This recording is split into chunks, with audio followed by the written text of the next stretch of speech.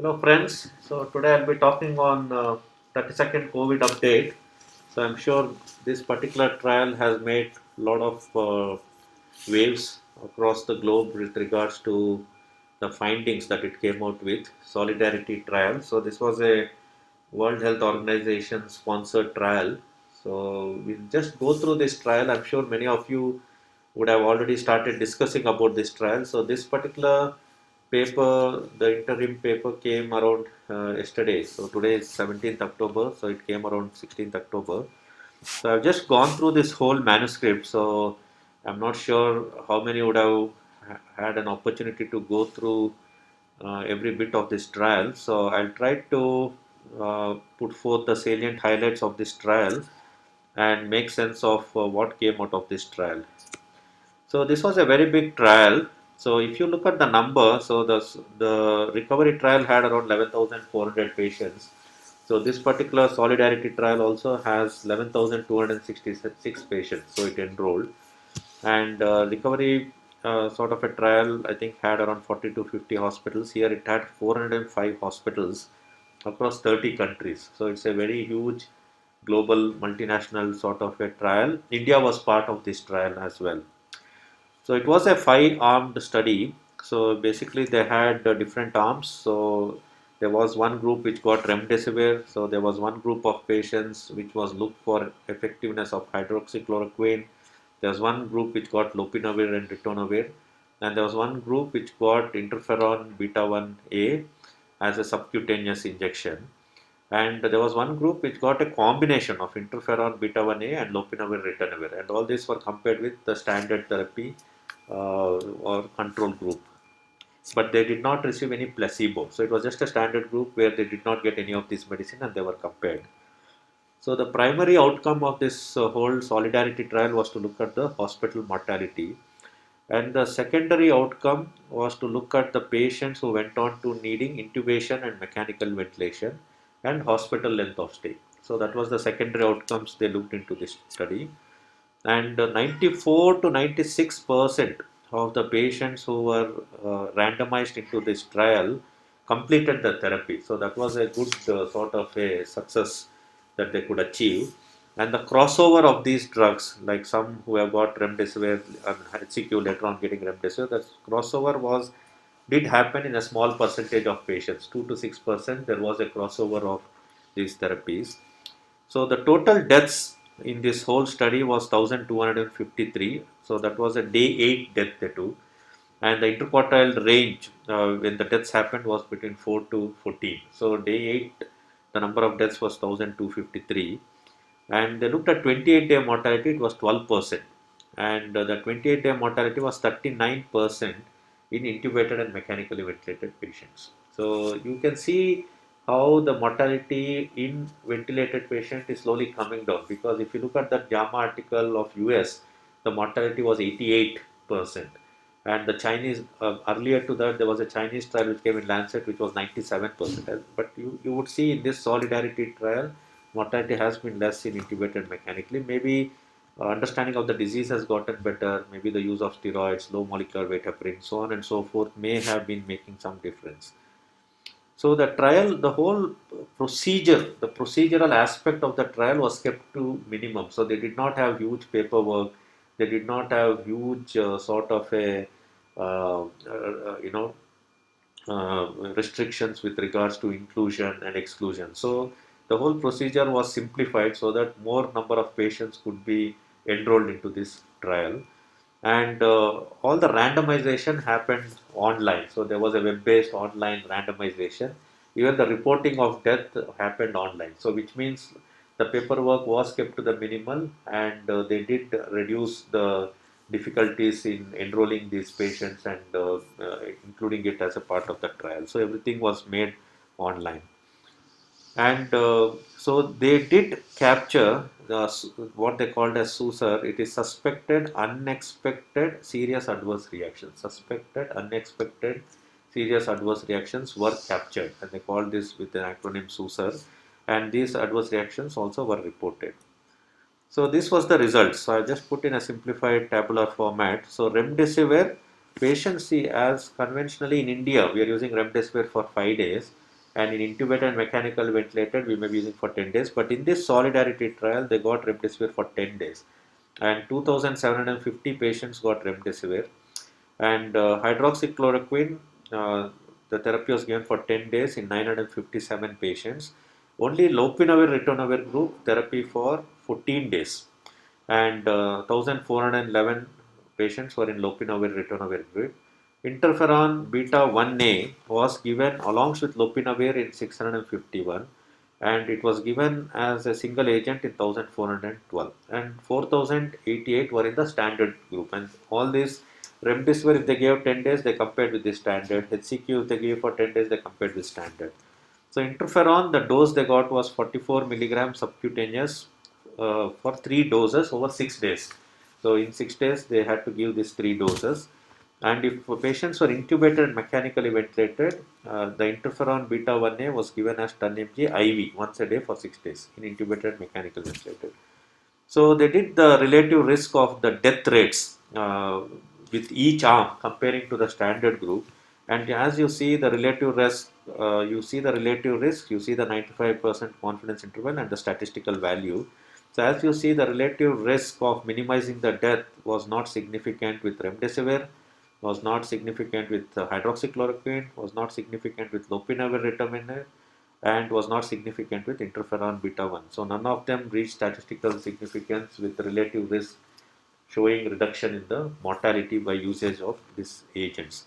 So what they concluded was that this whole trial did not reduce mortality in non-intubated and mechanically ventilated patients. It did not reduce mortality in intubated and mechanical ventilated patients.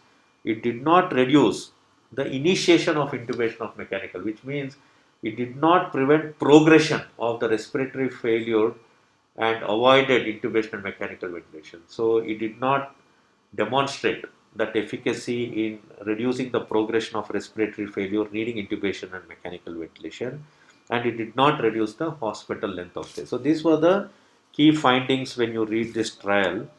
And they looked into other demographic variables as a part of this trial. So the age less than 70 years, 81% of the patients in solidarity trial were patients less than 70 years of age. And predominantly, we have been seeing time and again in all the trials that have been coming, starting from what started coming from Chinese trials and studies, males are the predominant gender. We tend to get affected. Even in solidarity, 62% of the affected patients were males, and 25% of them had diabetes, and 8% of the total patients needed intubation and mechanical ventilation. And here they compared initiation of mechanical ventilation between treatment group and control group. So with remdesivir, the number of patients who needed initiation was 295. With control group, it was 284. So none of them were statistically significant. With HCQ, number was 75 versus 66, not statistically significant. With lopinavir, the patients who got lopinavir, number of patients who got intubated was 124 as compared to 119 in the control group. Interferon beta 1, again 209 and 209. So basically there was not huge difference in the patients when they compared head to head into number of patients needing mechanical ventilation. And they looked at how many patients remained in hospital at day 7, which means trying to look at length of stay. So again you see 69% of remdesivir patients were continued to stay in hospital at day 7 as compared to 59% in the control group. HCQ 64% versus 54%. So they continued to remain in the hospital at day 7, which means there was no faster recovery to a point that they could have been discharged. And lopinavir ritonavir, 68% of the patients continued to stay in the hospital at day 7 as compared to 59% in the control. None of them were statistically significant. They looked at day 14 deaths between the treatment group and control group. Remdesivir 7% versus 8%, 4% versus 2%, 6% versus 3%. None of them were statistically significant. Again, when you look at different time intervals and the events, so there was no significant improvement with all the treatment arms, be it lopinavir, be it remdesivir, be it HCQ, be it interferon beta 1. So this is the essence that I could get out of reading this whole manuscript. So these were the key findings that were highlighted in the study. about the comparisons of the treatment group and the control group. And surprisingly, the whole solidarity trial, there were no deaths reported as a result of renal dysfunction due to usage of any of these drugs, or hepatic dysfunctions that occurred with the use of remdesivir or any of these drugs, which means to say none of these drugs had a deleterious effect on the renal dysfunction or hepatic dysfunction, which is also comforting to note that they do not cause serious, suspected, unexpected serious adverse reactions, or SUSAR, whatever you call. So these are all the Kaplan-Meier curves that were built comparing remdesivir and control. As you see, you'll see the p-value here, not significant, 0.5. So this is hydroxychloroquine and control group. You see p is 0.23. So as you see, both curves, there's no huge difference with the survival. This is lopinavir versus ritonavir. Again, you see p is equal to 0.97. There's no difference. Interferon.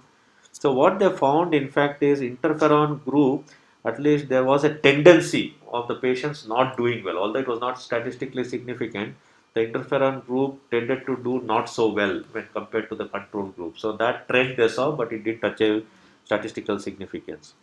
And then they stratified. See, interestingly, this study has dwelled into the depth to stratify and see whether statistical significance could be got by stratifying the age. See, here they have divided less than 50, 50 to 69 and 70 to see whether there is some statistical significance it achieves in any of the age groups with the usage of these drugs.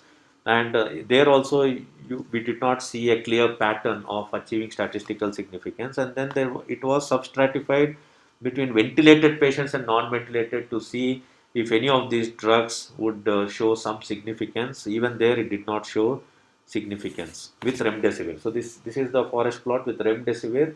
Even you substratify it with age or stratify it with the severity, ventilated and non-ventilated, you see the diamond sits in the center. There was no statistical significance. So was the case with HCQ. So even here, the stratification with age and with the severity did not show difference. And this is the forest plot with lopinavir. Again, you see the diamond sitting in the center, not showing difference with any of the substratified subgroups. And this is with interferon. See, that's interferon. As you see, the diamond tends to move towards worse. That's why I made a remark. The authors do make a remark that the interferon group, in fact, the treatment arm tended to do worse off, but although it did not achieve significance, you'll see the diamond moving more towards the right. And interestingly, so the authors did not stop because there is so much of overwhelming enthusiasm on the usage of remdesivir. So the authors go on to do meta-analysis comparing, including the solidarity trial findings, along with the ACTT trial that came with remdesivir and the previous Chinese trial. So they took all three trials and they did a meta-analysis. See, they have taken solidarity findings, ACTT study findings, and the Wuhan, the earlier study that came, to see by combining all these three trials whether remdesivir shows any benefit with regards to favorable outcomes. Again, you see there was no indication of it reaching any sort of a significance in influencing good outcomes with the use of remdesivir. Even when they took all the three large randomized trials and combined it and did a meta-analysis, the forest plot failed to demonstrate any benefit. So, which means to say there was a lot of statistical might that was put in to see if there is any remote signals indicating that remdesivir may have some benefit, but the authors and this whole manuscript really struggled to demonstrate any favorable benefit by putting in all the statistical might, by substratifying the subgroups, and even taking the previous randomized control trials and doing a systematic review or meta-analysis. So friends, so that is the essence. So you read the whole manuscript. This is the core essence that comes out of this manuscript, and there's nothing more that you can, that I would have left out in this manuscript. So this is the whole essence of this whole manuscript. So the verdict is, I don't know whether this particular study would dissuade people in using remdesivir, because even subjectively in the clinical practice that we have been seeing, the early usage of remdesivir at least seems to have made a huge difference in preventing disease progression. This is from our subjective observational aspect. But when we look at this trial, despite such a big numbers coming from 30 different countries, and by looking it carefully, using all statistical models, and even doing meta-analysis with the previous two big studies, somehow the study fails to identify any signal towards favorable benefit of using remdesivir. But we know for sure HCQ is out of the armamentarium. Lopinavir, ritonavir is out of the armamentarium. But remdesivir was the only hope that that we were all using. So at the end of the day, I think the lives are being saved in COVID patients after reading this whole manuscript is with good ICU care, and maybe use of steroids in patients who are on oxygen, and using low molecular weight heparin to prevent venous thromboembolism, and good ICU care and good oxygen therapy, good HFNO, and maybe NIV therapy. I think these are the ones which appear to be saving lives. And remdesivir, we really not sure now with this big trial. So there are a couple of other trials that will be coming. So it would be interesting to see if they show any signal towards its favorable benefit. So thank you all. So if there's any questions or clarity, you can just message me or mail me in my channel. So if you want to rehear to this lecture, you can visit my website www.drpradeeprangappa.com and rehear to gain clarity and insights. Thank you all.